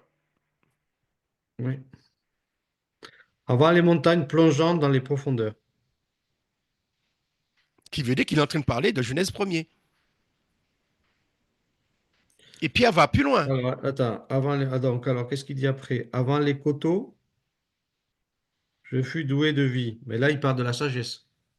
Oui, oui, mais au moins, même s'il parle de la sagesse, mais il est en train de dire sur le plan historique que les montagnes furent plongées. Ils n'ont pas dit furent plongés. Là, il Non, traduit il dit qu'il était là avant plongeant. que les montagnes soient plongées. Ça veut dire qu'à un moment, les montagnes ont été plongées. De même qu'il dit qu'avant qu'il y ait des sources d'eau, qui veut dire un moment qu'il y a eu des sources d'eau, qui Oui, veut dire alors qu'avant attends. que les montagnes soient plongées, avant Oui, que les collines existent. alors, attends. Betechem, Harim, Atbaou. Ouais, il faudrait le traduire clairement. Mhm. Parce Atbaou, que, voilà, parce que aucun ne traduit par. C'est qui, lequel qui traduit par plongée? Rabina. Rabbin, hein. C'est le seul, hein. Mais tous s'y traduisent par affermi. Maintenant, c'est un peu plus compliqué parce que c'est plonge, qui firent plonger avant dans Béthérem, Achim, les montagnes, Adbaou, c'est-à-dire qui furent plongés, Lifné devant, Gévarot devant les collines. Mhm. Et Pierre va plus loin, hein. On peut prendre Pierre va nous éclairer. Prend 2 Pierre 3, verset 5. Pierre va plus loin. Il parle même des cieux qui a été plongé. Il parle Ouais. que 2 Pierre 3, verset 5 à 7, mais le verset 5, il parle que les cieux que nous avons aujourd'hui, qui avaient des cieux autrefois. 2 Pierre 3, verset 5, il dit, ils ignorent en effet que des cieux existaient autrefois, que la parole de Dieu, de même qu'une terre tirée de l'eau, hein, il parle de Genèse 1er, a été formée au moyen de l'eau. Puisqu'il parle des cieux existaient autrefois. Du temps de Noé, les cieux n'ont pas été immergés. Les cieux n'ont pas été créés. Qui veut dire Attends, que on Pierre, va pas trop vite. Attends, il faut que je te suive là. Attends. alors 2 Pierre Alors, 3, attends. verset 5, Non, parce que attends, il n'y avait pas il encore parle de des source, hein, cieux autrefois. ni de source chargée d'eau. Ah, tu es Voilà. où là? Tu Non, es là, encore dans... je suis encore dans le proverbe en train de Ah, dans le proverbe, méditer. ok, ok. Oui, Puis parce après, on qu'il va parle de prendre 2 Pierre. bien avant la naissance de la terre. Donc c'est bien avant. Bon, ça c'est la sagesse. Bon, maintenant, c'est difficile hein, de faire des théories. Tu vois, Mais quand 2 Pierre, par contre, 2 Pierre deux est en pierres. harmonie avec Vas-y, vas-y. 2 Pierre 3, verset 5. Ouais. Il parle que ils, ils furent, ils ignorent, c'est-à-dire qu'il est en train de parler de ses contemporains, ignorent qu'en effet que des cieux existaient autrefois.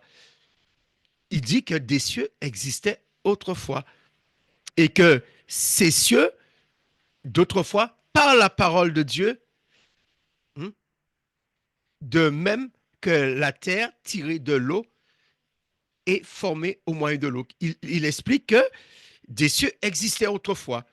Et Pierre dit que ces cieux et cette terre ont été submergés au verset 6. Et il dit qu'il y avait un monde qui existait. Il dit, et que par ces choses, le monde d'alors périt, submergé par l'eau. Oui, mais là, il parlait du déluge, là, submergé par l'eau. Non, il parle des cieux qui existaient autrefois. Du temps du déluge, les cieux n'ont pas été détruits. Du temps du déluge de Noé. Attends. Et là, non, mais là, il pas parlé des cieux.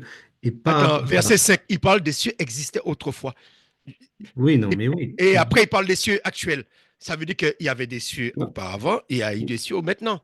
non, Ce non, sont deux. non, regarde, Jean-Luc. Lis le verset 5. Dans verset 6 et que par ces choses, le monde d'alors périt. Oui, mais lis le verset 5 Monde. déjà, qui parle des cieux. Le monde, c'est la terre, le monde. Oui, mais le verset 5, qu'est-ce qu'il dit déjà? Submergé par l'eau. Euh, et par la même parole, les cieux et la terre d'à présent sont gardés et réservés pour le feu, pour le jour, le jugement, la ruine. Mais Il déjà, parle, lis il le parle verset 5. avant et après le déluge, là. Non, non, non. Là, il parle avant la création d'Adam. Regarde Alors, le verset je 5. Le relis, verset 5. Le verset 5. Lis le verset 5. je Les relis. cieux ont été créés avant Adam. Et il dit qu'il y a eu des cieux, qu'il y a des Les cieux qui existaient cieux, avant. regarde, que les cieux existaient autrefois par la parole de Dieu, c'est-à-dire, il a parlé et les choses ont été. Donc, par la Oui, parole de Dieu, ainsi qu'une terre tirée de l'eau, à tirer de l'eau, on l'a vu, c'est Genèse, oui, il crée, l'eau était là, hein, oui, et l'eau était là puisqu'il y avait l'Esprit de Dieu qui se mouvait au-dessus des eaux, donc elle est tirée de l'eau. D'ailleurs, oui. l'hydrogène et l'oxygène sont les éléments majeurs hein, dans notre planète. Et il dit Et l'eau.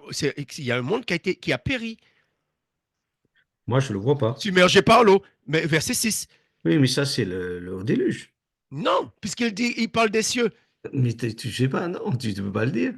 Regarde, Regarde, Régis, il dit, ils ignorent, il dit que ses contemporains ignorent qu'avant Adam, j'explique comme ça, qu'il y avait des cieux et une terre qui a été tirée des eaux et que c'est par ces mêmes eaux, voilà, cette terre a été, et le monde d'alors a été détruit, et que c'est par ces mêmes eaux, eh bien, que par la parole, eh bien, les cieux et la terre d'à présent, tu vois, à partir du verset 7, il parle de la terre d'à présent. Il fait un parallèle. Tu parlais comment ça, le parallélisme. Pour moi, il fait un parallélisme entre les cieux et la terre d'autrefois et les cieux de la terre de maintenant et les cieux de la terre prochainement, les cieux de la terre maintenant qui sera détruit par le feu et ceux d'autrefois qui ont été détruits par l'eau. Parce que la terre qu'on est aujourd'hui, c'est la même terre qu'avait Adam, c'est la même terre qu'avait Noé. On a toujours les mêmes cieux, on a toujours la même terre.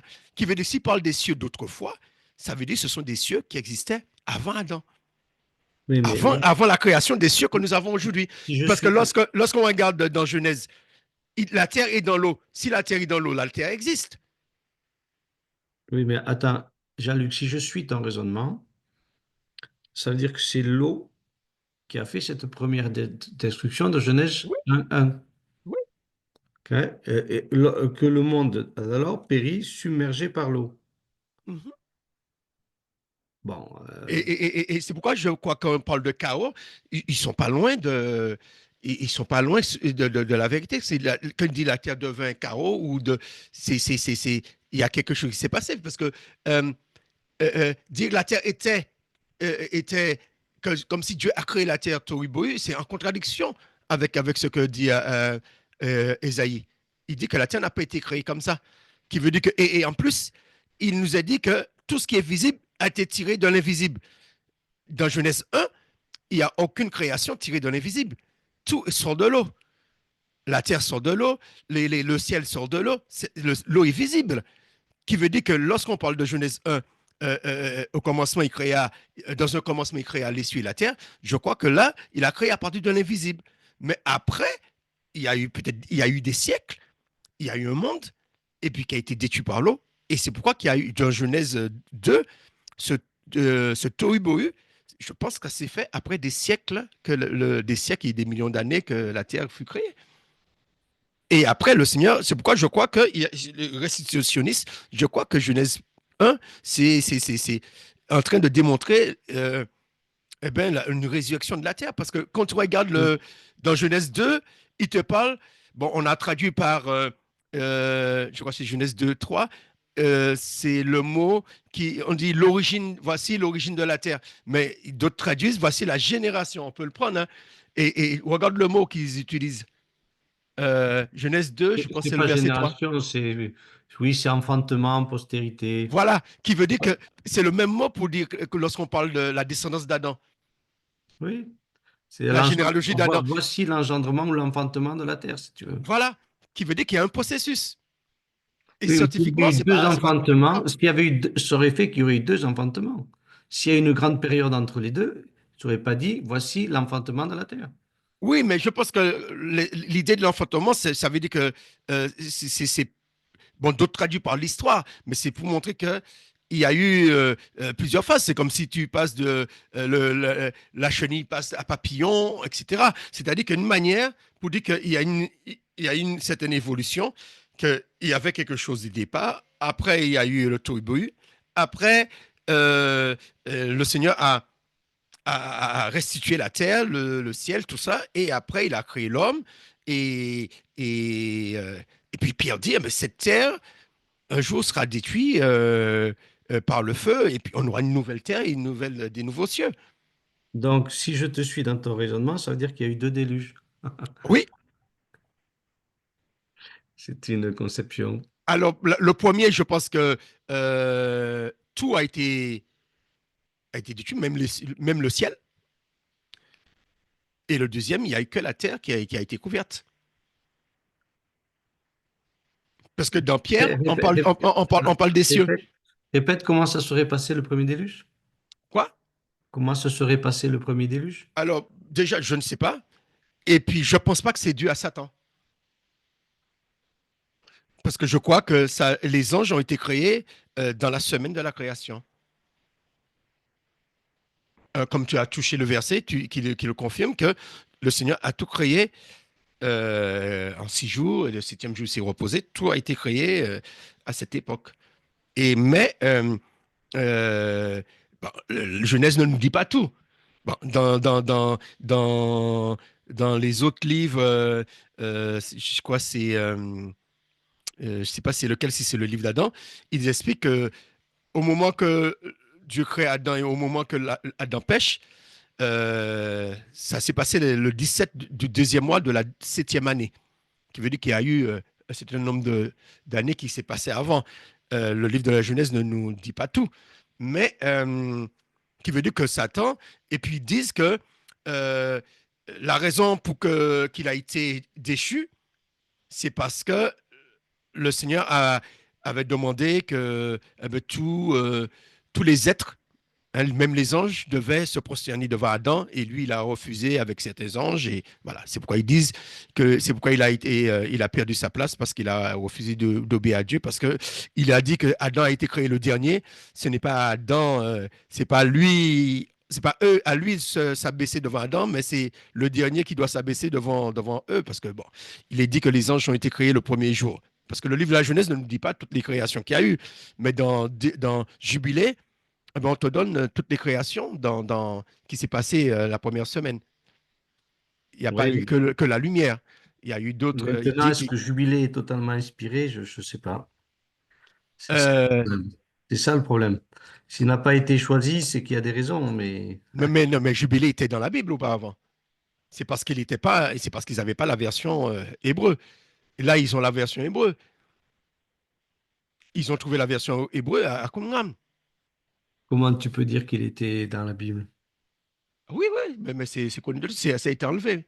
Ça a été enlevé par les Juifs. Il y avait Jubilé. Jubilé et Enoch étaient dans la Bible juive auparavant, hein. Ça a été enlevé. Il était. Même, c'est la Jubilé est dans la Bible juive, comment ça s'appelle? Éthiopienne, hein. Les Éthiopiens, c'est dans la Bible juive éthiopienne. C'est parce que. Et ils l'ont retrouvé à Qumran. Qui veut dire que mais on voit même Jude qui cite le livre d'Enoch. Et, qui veut dire qu'à Qumran, ils avaient le livre d'Enoch, hein. On a retrouvé le livre d'Enoch à Qumran. Qui veut dire que les Juifs, ça faisait partie de leur livre. Mais c'est, Oui. Enfin, mais Dieu fait. parce qu'il faut savoir, c'est la Bible hébraïque, qui veut dire que c'était que des textes trouvés en hébreu. C'est-à-dire que les textes qui étaient trouvés en grec Mais n'étaient pas mis. pourquoi alors les rabbins ne l'ont pas mis dans le canon? Ils le Oui, savaient c'est pourquoi, parce qu'à l'époque, ils n'avaient pas la Bible, ils n'avaient pas le texte en hébreu. Ils avaient le texte qu'en grec, de Jubilé. de Jubilé et d'Enoch. Et là, on l'a Oui, mais retrouvé à Qumran en hébreu. ils auraient pu le traduire du grec à l'hébreu. Mais c'est pas mais tous les autres livres qui l'ont pas mis comme le livre de Maccabée, c'est parce qu'il était en grec. Le livre de Maccabée, on regarde Hanouka. Hanouka sort d'où? C'est dans le livre de Maccabée qui raconte l'histoire d'Hanouka. L'histoire de, comment il s'appelle, Alexandre le Grand, etc., etc. C'est le livre de Maccabée qui en parle. On voit Yeshua à observer la fête d'Hanouka. Et ça s'est passé environ un peu plus de Enfin, 150 ans. Qui veut dire que les Juifs du temps de Christ suivaient ces livres-là.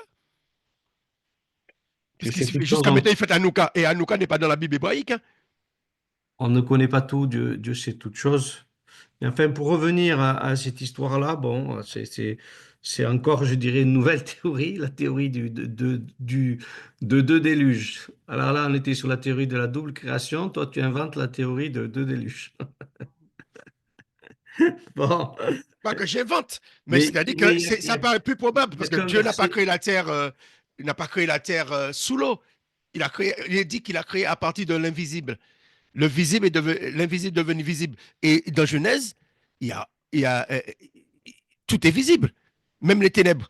Il y a des ténèbres, il y a de l'eau. Mais Mais, Dieu, c'est Dieu qui n'est pas visible dans la Genèse. Quand il oui, dit que c'est mais l'invisible qui crée, c'est Dieu, l'invisible. oui, mais dans, Sa je sais parole. plus. Mais non, non, je sais pas dans quel texte, dans l'une fois qui parle que il a créé tout, il a créé le visible à partir de l'invisible. Non, il n'a pas. Oui, oui, bien sûr. Dans Hébreu, c'est écrit. Hmm. À partir de l'invisible. Et tandis que dans Genèse, On n'est pas à cette phase-là. Mais si, si, puisque c'est Dieu Elohim qui, par sa parole, il crée. Dieu Oui, dit. mais je veux dire à partir du verset premier, mais le reste, Mais si, le à reste partir du pareil. verset, à Pareil, le partir du verset verset 3, puisqu'il dit, il dit le c'est verset 3, à partir du verset non, 3, la terre, elle sort de l'eau. L'eau est non, visible. oui, non, mais c'est quand même Dieu qui est dans l'invisible, qui crée les animaux et tout. Oui, mais il n'a pas C'est créé. l'invisible qui crée tout, hein. C'est Oui, mais Dieu la dans terre, l'invisible qui crée oui, je tout. suis d'accord. Mais la terre, elle n'a pas été. La terre que nous marchons dessus là, a été tirée de l'eau. Oui, mais Adam a été tiré de la terre. oui, mais tout ça, c'est du visible créé par l'invisible. Que Oui, ce soit l'eau, mais qui veut dire etc. qu'au moment qu'il a créé à partir de l'invisible, remonte à Genèse 1, verset 1. Et après cela, c'est à partir du visible, qui veut dire qu'il y a Non, quelque chose qui s'est non, passé. non, parce que les végétaux ont été créés par lui, par sa main. Oui, mais les Il a végétaux pas viennent de dit, la terre. il a pas dit comment il les a créés. L'homme et les animaux, il les créés, c'est vrai, à partir de la poussière de la terre. Maintenant, c'est quand Et même, l'eau et c'est les quand même, poissons, les poissons, c'est à non, partir mais de l'eau. même si tu veux, ici, prends la matière visible, comme tu dis, c'est quand même lui, en tant qu'invisible, qui organise tout ça. Oui, oui, C'est on est comme, d'accord. Mais je vais te parler que lorsque Hébreu parle, il a créé ce qui est visible a été créé de l'invisible. Dans les 7 jours de la semaine, tout ce qui a été créé dans les 7 jours de la semaine a été créé à partir du visible. Il veut dire que la création que nous d'aujourd'hui non, a attends, été tu créée à partir confonds. du visible. Je pense Attends, que attends. la Non. première terre n'a pas, a été créée à partir de l'invisible. Les premiers cieux ont été créés à partir de l'invisible, mais pas celle d'aujourd'hui. Celle d'aujourd'hui, Oui, c'est je une comprends ce restitution. que tu veux dire. La matière était là et Dieu utilise la matière pour organiser les choses. Mhm. Hein, Parce que comme la il terre, il dit que la partie sèche apparaît. Elle était en dessous de l'eau. Elle était en alors, dessous de l'eau, si puisqu'il est dit c'est, si qu'elle c'est- était dans l'eau, la terre était informée vide. S'il dit que la terre était informée vide, ça veut dire que la terre existait. oui, bien sûr. Là, à ce moment-là, quand il le dit, c'est qu'elle existait. Mhm. Elle était le Et, résultat de sa création. C'était à ce moment-là. ça serait bien d'écouter les frères pour savoir ce qu'ils en Et pensent. c'est un peu comme le potier. La matière est là. Hein, c'est Genèse 1, 2. La matière est là, informée Oui. vide. Et Mhm. après, il va lui donner la forme. Il utilise le visible, mais lui, en tant qu'invisible, il donne la forme, il Oui, oui, l'organise. oui. Tu vois? Mais au départ, il crée à partir du néant. Puisque regarde, Il dans crée Proverbe, il est dit avant le premier grain de poussière, qui veut dire qu'à un moment donné, il n'y avait pas de grain de poussière. Ça veut dire qu'il n'y oui, avait rien. oui, il crée la matière. Oui, il crée la matière. Et qui veut dire qu'aujourd'hui, la matière que nous, le sec, il est dit que la partie sèche, le sec apparaît. Ça veut dire que le sec était là. Ça veut dire que nous sommes Oui. Là, les derniers arrivés. Ça veut dire que notre terre et notre ciel a très peu de temps. Mais cette terre-là existe. Cette terre qui était sous l'eau existe depuis des millions d'années. moi, je crois qu'elle existe depuis longtemps. Alors après, Dieu est intervenu parce que c'était seulement par sa main qu'il pouvait créer les animaux, qu'il pouvait créer l'homme, les plantes. Même s'il a utilisé cette matière, comme le potier qui utilise la matière de base, c'est quand même l'intervention du potier. Oui, Et Dieu qui va intervenir par sa main. Alors bien sûr, il est dit qu'il a créé les animaux à partir de la poussière de la terre, l'homme à partir de la poussière de la terre aussi. Donc, les oiseaux aussi, c'est ben, à partir de la poussière de la terre. à Et partir, il y a que. c'est pas tout à fait pareil. C'est les animaux à partir de la terre exactement, et l'homme à partir de la poussière de la terre. Hmm. Mais bon, c'est à peu près la même Mais chose. les oiseaux aussi, hein. Les oiseaux ont été tirés à partir de la terre. Il ne le dit pas dans Genèse C'est 1er, mais pas il écrit. le dit dans Genèse, je crois, dans Genèse 2. Il dit que c'est les oiseaux, ça part de la terre. Et puis, il n'y a Et que les les animaux, poissons. Les puisqu'ils sont poissons, dans il les dit que, animaux. voilà, il dit que les poissons, et, comme on dit, il y a machin l'eau, et voilà, ça a donné des poissons. Et même scientifiquement, on peut voir que tu, tu, tu, tu mets une mare, tu mets une barre d'eau, et il n'y a aucun poisson, et il y a des poissons la nature, il y a des, même si ce n'est pas des gros poissons, mais ça donne des poissons. Tu vois? Et je me rappelle lorsque il y a des crapauds, il y a des grenouilles, il y a des trucs. Du moment qu'il y a de l'eau, eh ben, ça crée la vie. Oui, parce qu'ils vont venir pondre et tout ça. Non, non, non, sans pondre.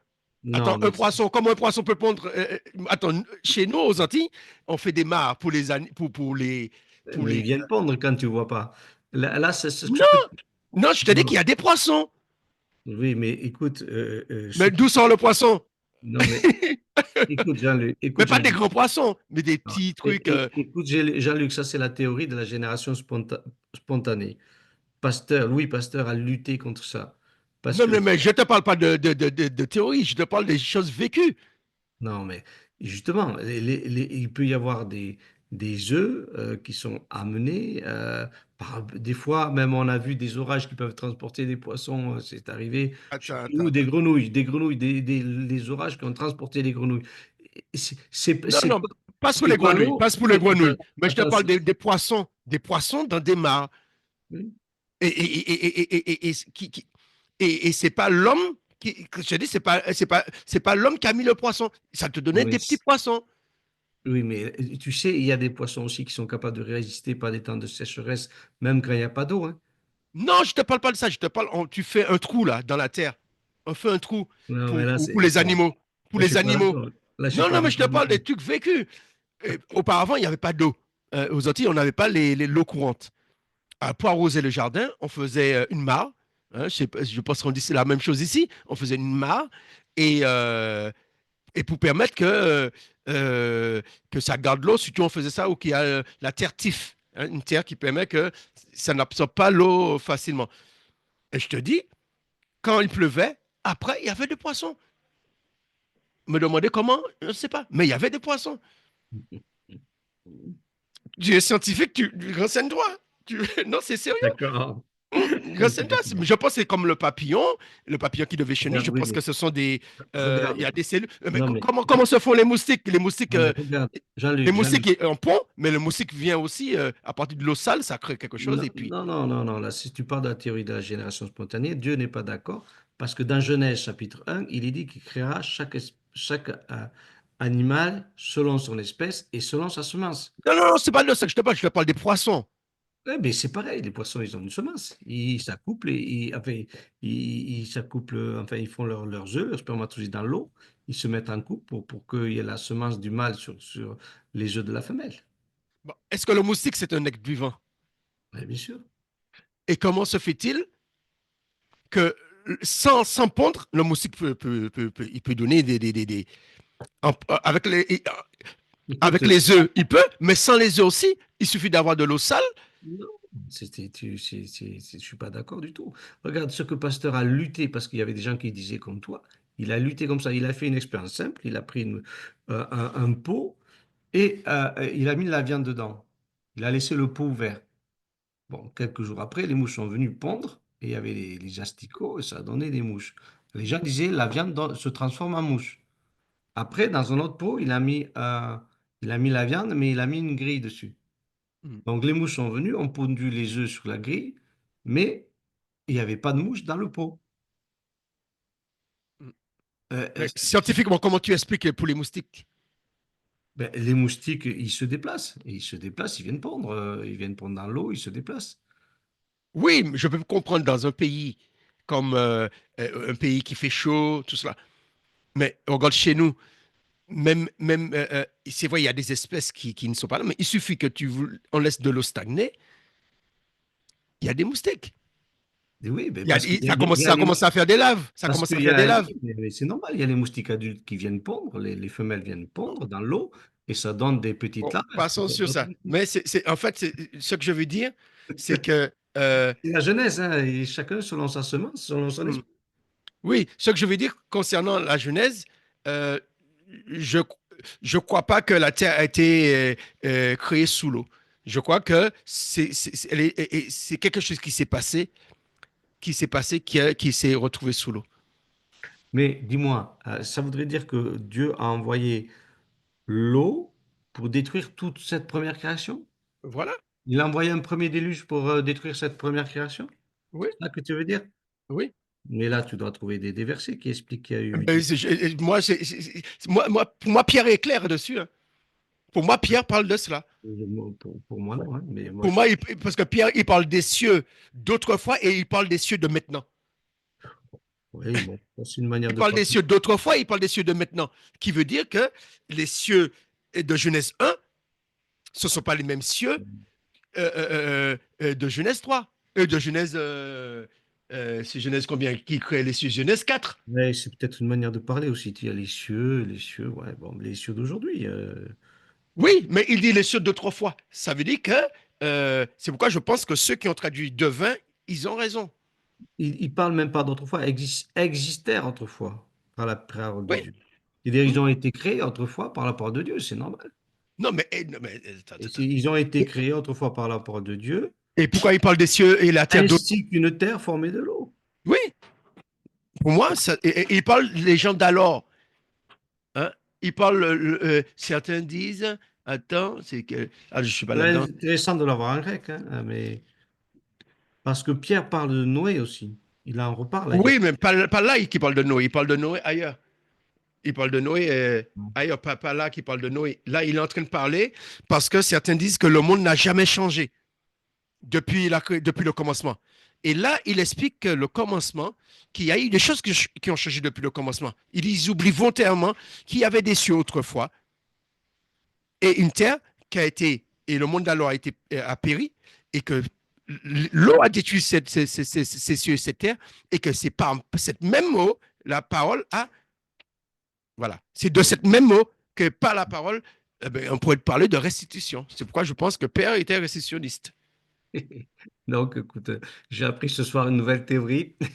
Il n'en manque pas. C'est pourquoi la théorie qui dit c'est parce que le diable a été, les ténèbres c'était le diable, je ne crois pas du tout. Je crois qu'il y a eu un monde qui a existé Quand et je même. pense que c'est à cette époque qu'il y a eu tous les mammifères qui ont disparu, les dinosaures, etc. Parce que scientifiquement, ils sont plus anciens qu'Adam. Oui, mais, S'ils sont plus anciens qu'Adam, ça veut dire qu'ils ont existé avant le premier jour de la semaine. Le oui, mais premier comme, jour que oui, mais si ça s'était détruit tout en même temps par de l'eau, tu devrais le ça peut être retrouver. détruit et puis il reste encore leur matière. On retrouve le squelette, puisque c'est par de l'eau. Oui, mais comme j'ai essayé de te C'est montrer, pas par le feu, hein, c'est pas par le feu. Hein. Par comme le j'ai, feu, ça allait disparaître, mais c'est par de l'eau. ouais. Enfin, tout ça, je sais Très pas. bien d'écouter les frères. Hein. Ouais, on va les écouter, mais juste pour terminer, comme j'ai essayé de te montrer, on n'a pas vraiment trouvé de destruction totale. Mais bon, tu comprends? On n'a pas trouvé, mais bon. OK. Est-ce qu'ils peuvent réagir ou pas? Je sais pas. Shalom, shalom. Victorin et Itayo aussi. On a mobilisé la. Ah ouais, voilà. Ballot. Sujet sensible, vous voyez. Ça paraît pas. Shalom, bonsoir. Shalom, shalom, shalom. Vraiment, c'est intéressant et je bénis le Seigneur Mhm. pour ces riches échanges qui nous permettent de découvrir encore d'autres vérités. Vraiment, merci beaucoup au Seigneur pour ce grand ministère que vous êtes en train de rendre. Je suis resté câblé du début jusqu'à ce moment parce que ça devient encore plus intéressant lors de ce petit débat c'est intéressant. Merci beaucoup. J'ai plus autre chose à dire que de vous remercier. Merci. Ah, c'est un sujet particulier. Mais bon, on touche à pas mal de points, hein. Il y a des chrétiens qui croient. Non, mais c'est une Ah, manière pour aussi On pour dirait qu'il nous a pousser eu à un chercher aussi. souci de... Oui, oui. En fait, c'est ce que je voudrais dire aussi. Moi, j'ai repéré le 2 Pierre 3, 5 là. Et je pense que nous allons encore mener plus de recherches sur ce passage qui vient entre griffes remettre en cause tout ce qui est dit pour vouloir confirmer l'hypothèse de notre cher ami.